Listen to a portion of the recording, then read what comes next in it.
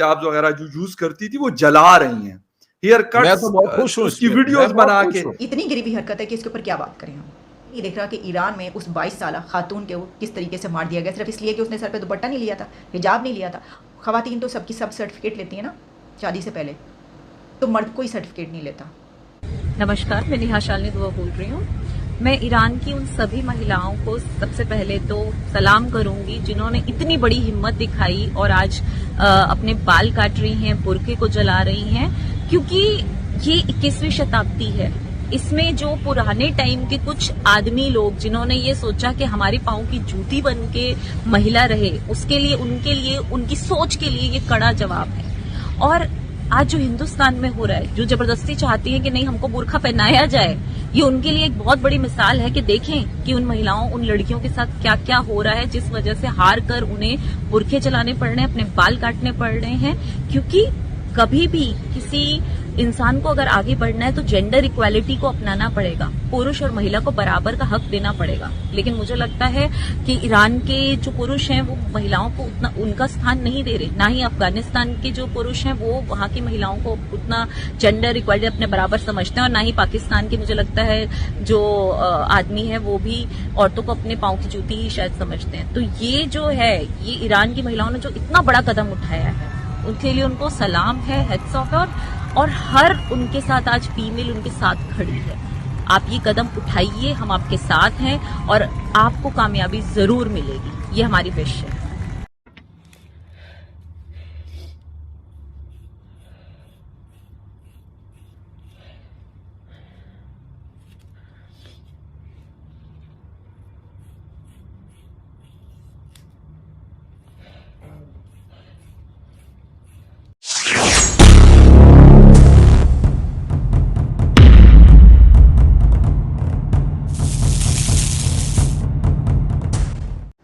जिस मुद्दे पर बात कर रही हूँ वो इस वक्त का सबसे इम्पॉर्टेंट टॉपिक है, लेकिन उसके ऊपर बात उस तरीके से नहीं हो रही। एक हादसा होता है जो सिर्फ हादसा नहीं बल्कि सानिया कहना चाहिए इसको। ईरान में एक लड़की, एक खातून जिनका नाम मैसा अमीनी था, वो अपने भाई के साथ सैर करने के लिए निकली थी, अपने भाई के साथ जा रही थी, लेकिन उन्होंने हिजाब नहीं पहना हुआ था और हिजाब ना ओढ़ने की वजह से पुलिस ने उन्हें गिरफ्तार किया और उसके 2 दिन के बाद थाने में वो वफात पा गई। ये मामला अब उठ खड़ा हुआ है और इसके ऊपर प्रोटेस्ट हो रहे हैं पूरी दुनिया में, सिर्फ ईरान में नहीं बल्कि पूरी दुनिया में प्रोटेस्ट किए जा रहे हैं। दिस इज़ अनबिलीवेबल रियली कि ये हम कौन सी सदी में और कौन से वक्त में ज़िंदा हैं कि जब अफ़गानिस्तान और ईरान में ख़वातीन के साथ, लड़कियों के साथ ये सलूक हो रहा है कि अगर आपने अपना सर नहीं ढांपा, जो कि आपके मुल्क की एक रिवायत है, और अगर किसी बिना पर या गलती की बिना पर कोई खातून आपके उस मुल्क के कानून की खिलाफ वर्जी कर देती है, तो आप उसको पकड़ के थाने ले जाएंगे, आप उसको जेल में बंद कर देंगे और आप उसको इतना मारेंगे कि वो मर जाएगी। इसके ऊपर जो ईरान की हुकूमत है उसने भी तहकीकात का जो है वो ज़ाहिर है कि तफ्तीश का हुक्म तो दे दिया होगा, लेकिन देखें ये साफ़ ये पता चल रहा है कि उनके ऊपर तशद्दुद किया गया है, मैसा अमीनी के ऊपर तशद्दुद किया गया है और ख़वातीन इसके ख़िलाफ़ बड़े उस पे लेवल पर जो है वो प्रोटेस्ट कर रहे हैं दुनिया में, और जो ह्यूमन राइट्स की तंजीमें हैं वो भी इसके ऊपर आवाज़ उठा रही हैं। उनकी एज जो थी वो सिर्फ 22 ईयर्स थी, वो 22 साल लड़की थी जिसके साथ ये सलूक किया गया है सिर्फ एक हिजाब ना पहनने के बिना पर। और इसकी वजह यह है कि ईरान में है एक इखलाकी पुलिस, एक मॉरल पुलिस। अब वो क्या कह रही है, पुलिस क्या कह रही है, वो कह रही है कि वो उनको जो है वो दिल का दौरा पड़ गया था, 22 साल लड़की को दिल का दौरा पड़ गया था, वो ये कह रहे हैं। यहाँ पे पाकिस्तान के थानों में भी ऐसा ही होता है, जब पकड़ के ले जाते हैं ना और वो पुलिस कस्टडी में तशद्दुद से मर जाता है कोई, तो उसे कहते हैं कि इसको ये बीमार था, इसको ये था, और यहाँ पे तो गलत रिपोर्टें भी बनवा लेते हैं। अच्छा, एक तरफ जहाँ हम इसकी बात कर रहे हैं, यहीं पर हम ये भी देख रहे हैं कि जो अफ़गानिस्तान है वहाँ पर जो ख़वातीन हैं उनकी तरफ से एक ख़त लिखा गया है दुनिया की और ख़ास तौर पर जो मुस्लिम उम्मा है उसकी अथॉरिटीज़ को, जितने भी लीडर्स हैं, इस्लामिक कंट्रीज़ हैं दुनिया के, उनके लीडर्स को जो है ये ख़त लिखा गया है जिसमें उन्होंने ये कहा गया है कि उन तालिबान का जितना ये इराक़ देख रहे हैं, 1 साल हो गया उनके साथ जो सलूक किया जा रहा है और उनको स्कूलों और कॉलेजेस में नहीं जाने दिया जा रहा, तो इसके ऊपर कोई आवाज़ उठाएगा। कि जिसमें ये कहा गया है कि जो ये जो है ये पूरा 1 साल वो तारीकी का है, डार्कनेस का है, अंधेरे का है, और मुस्लिम उम्मा के नाम ये ख़त लिखा है उन बच्चियों ने, उन लड़कियों ने, कि हमारी तरफ कोई देख रहा है, किसी को ये पता है कि हमारे साथ क्या सलूक हो रहा है। और आप ये देखें कि हम क्या इजलास हो रहा है वहाँ पर जनरल असम्बली का 77वां सेशन, वहाँ पर कोई कंट्री इसके ऊपर बात करेगा, ये मैसा अमीनी के ऊपर बात करेगा कोई? वहाँ पर कोई कंट्री, ये जो ख़त लिखा गया है अफ़गानिस्तान की लड़कियों की तरफ से मुस्लिम उम्मा के लीडर्स के नाम, जिसमें बताया गया है कि ये जो पूरा एक साल गुजरा है उनके साथ, एक अंधेरे में डूबा हुआ साल, इसमें जो है वो उनके साथ जो जो कुछ हुआ है, उनको स्कूल नहीं जाने दिया गया, उनको कॉलेजेस में नहीं जाने दिया गया, वो घर पे बैठी हुई हैं, उनको कोई काम नहीं करने दिया जा रहा। किस तरीके से वहाँ पर जो वीडियोस वायरल हो रही हैं, वहाँ पे तो मर्दों को पकड़ पकड़ के मारा जा रहा है। तो क्या ये जो 77th session of general assembly है, इसमें इन ख़वातीन लड़कियों अफ़गानिस्तान और ईरान की ख़वातीन के लिए कोई बात करेगा, कोई आवाज़ उठाएगा? मेरा ख्याल है कि कोई भी बात नहीं करेगा। ह्यूमन राइट्स की तंजीमें जो हैं वो भी इस वक्त कहाँ हैं, वो क्यों नहीं? अच्छा, मैं देख रही हूँ कि आवाज़ उठ रही है, लेकिन जिस तरीके से आवाज़ उठनी चाहिए उस तरीके से नहीं हो रही। उस तरीके से इसके ऊपर मज़ीद बात करने की ज़रूरत है। अच्छा, मैं आपको कुछ और भी बताऊँ, ये एक टॉपिक है जिसके ऊपर हम बात करें ना। जब इसके मज़ीद मैंने कुछ डिटेल्स पढ़ी तो बहुत हैरानी हुई, और ये बहुत शॉकिंग डिटेल्स हैं, अगर मैं ये कहूँ तो गलत नहीं होगा। इस दौर में ईरान में एक ये रस्म है, रिवायत है कि वहाँ पर जब शादी होती है लड़की की तो वो उसको एक सर्टिफिकेट चाहिए होता है। वहाँ पे शादी से आम ये यानी है वहाँ का ये कस्टम है, आप कह लें एक तरीके से, कि लड़का और लड़की की शादी हो तो उससे पहले उसको सर्टिफिकेट लेना होता है, और सर्टिफिकेट ये होता है कि उससे पहले उसका किसी के साथ कोई ताल्लुक़ नहीं रहा, और ये उसको सर्टिफिकेट मतलब कि बाकायदा अपना मेडिकल करवा के मिलता है। और वो अगर वो वाला सर्टिफिकेट नहीं लेगी तो वो उसके लिए बड़ा मसला पैदा होगा, क्योंकि उसकी एक तो ये कि शादी नहीं होगी, और अगर होगी तो बाद में जो है वो ये कहा जाएगा कि ये देखो तुम्हारे तो जो है नहीं, तुम तो मतलब पहले जो है वो बहुत कुछ हो चुका है, वगैरह वगैरह, इस तरह की चीज़ें।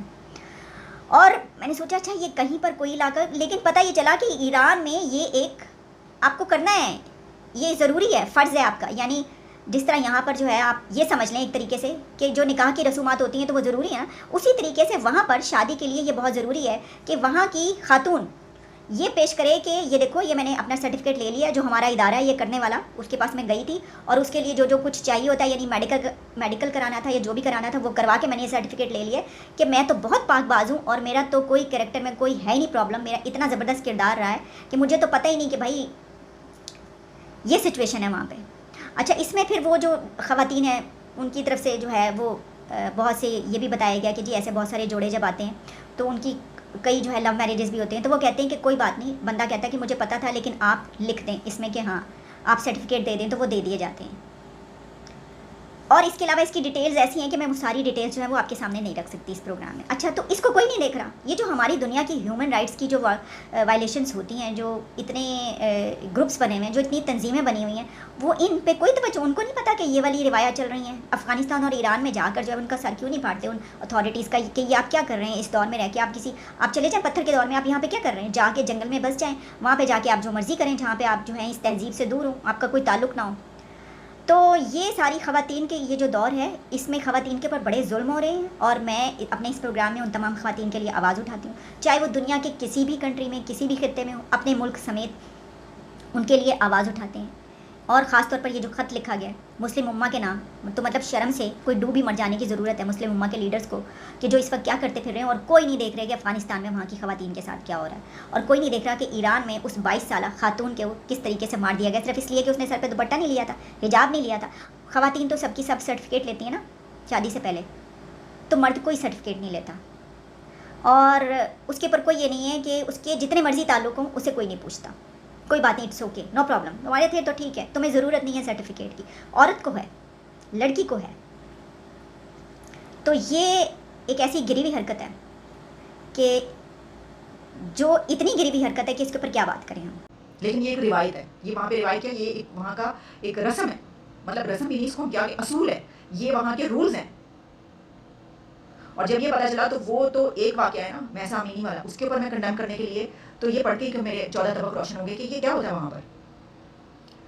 तो ह्यूमन राइट्स की तंजीमें उन पर दबाव डाल के ये नहीं करवा सकती कि आप इस तरह की वहशियाना और पत्थर के ज़माने की रस्में जो आपको ख़त्म करनी पड़ेगी, वरना आपके ऊपर पाबंदियाँ लगी। अमेरिका वैसे बहुत बड़ी मारता है और ह्यूमन राइट्स का जो है चैम्पियन बनता है, और दूसरे कंट्रीज़ जो भी हैं वो ऐसे कंट्रीज़ जहाँ पर इतनी खौफनाक असूल उन्होंने बनाए हैं, और इंसानी यानी खुद से ये असूल बना दिया आपने।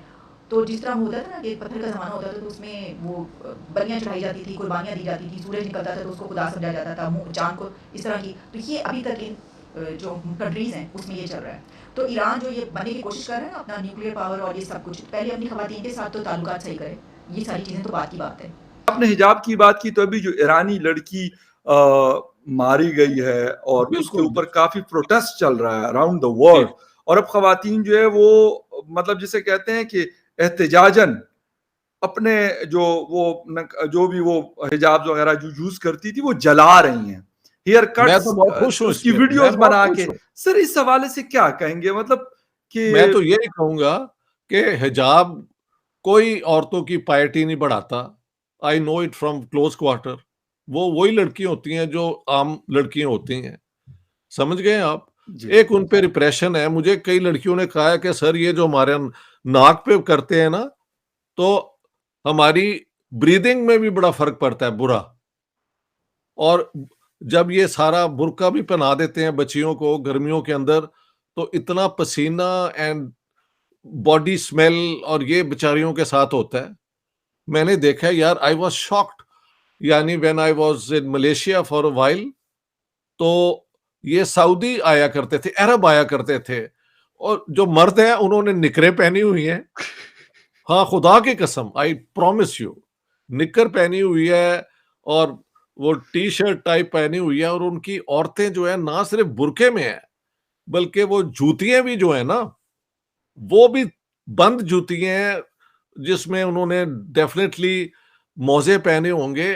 और ये जो है ना, इक्वेटर के ऊपर गर्मी जो है वो बड़ी अजीब किस्म की है, इतना पसीना आता है, ह्यूमिडिटी इतनी होती है। जी बिल्कुल। वो बेचारी आई तो हॉलिडे पे हैं, लेकिन मजा उनके मियाँ ले रहे होते हैं। So it is all this is self defeating. एक तो नायलिज्म है ना, मैंने आपको बिल्कुल, बार बार यस। इस्तेमाल की है। जी एक जी। और आसान लफ्ज है, दिस इज सेल्फ डिफीटिंग। हाँ, what are they trying to prove? What are they trying to prove? Right. मैंने तो देखा है कि हम जब स्वीडन में इतने साल मैं रहा हूँ, हमारे कॉरिडोर में जब हम स्टूडेंट थे तो लड़कियां भी रहती थी। एक ही किचन था, उन्होंने भी जाके वहां पे कुक करना, तो हमने भी करना। मजाल नहीं है आप किसी के कमरे में चले जाएं उसकी मर्जी के बगैर। बिल्कुल बिल्कुल, और मैंने एग्जैक्टली। देखा है पाकिस्तानी लड़कियां जो लोअर मिडिल क्लास ये हैं, जो बाजार में जाती हैं, ये वो बसों में ट्रेवल करती हैं, जितनी उनको वो अपना डेली लेवल पे मर्दों की एग्रेशन फेस करनी पड़ती है, I know it from very close quarters. Right. लिहाजा मेरे दिल में, मेरे एज एन एथिकल प्रिंसिपल, मैं ना हिजाब के हक में हूं, ना मैं निकाब के, तो बिल्कुल ही मैं हक में नहीं हूं। जी लेकिन आई कैन अंडरस्टैंड कि भाई जमहूरियत के अंदर एक ये राइट तो है, लेकिन ये ऐसा राइट है जो आजादी की बजाय गुलामी की निशानी है मेरे ख्याल से। ओके। सर लास्ट एक क्वेश्चन, बिलाल भुट्टो जरदारी साहब की एक मतलब स्पीच कर रहे हैं और वो इस्लामोफोबिया के हवाले से उन्होंने बात की, उन्होंने यूरोप का भी नाम लिया, बाकी दुनिया का भी नाम लिया कि ये चीज़ बड़ी है और इसको बड़ा गलत तरीके से इस्तेमाल किया जाता है कुछ लोगों के खिलाफ। आप सर खुद रहते हैं स्वीडन में, बल्कि काफ़ी पहले से रहते हैं आप वहाँ पर, तो